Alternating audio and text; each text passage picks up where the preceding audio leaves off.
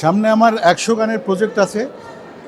আমার গাওয়া কিছু হিট গান 50টি এবং নতুন 50টি গান, টোটাল 100টি গান। অলরেডি 70% কাজ শেষ, সবগুলো রিলিজ হবে।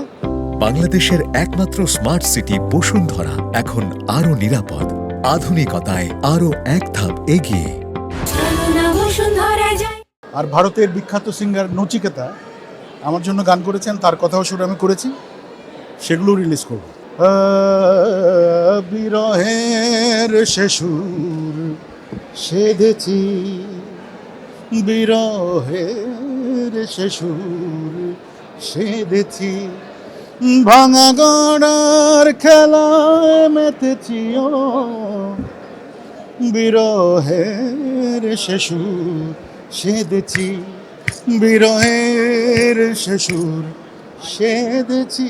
পুরোটা শুনে নিতে হবে ইউটিউবে, এখনই রিলিজ করিনি গানটা।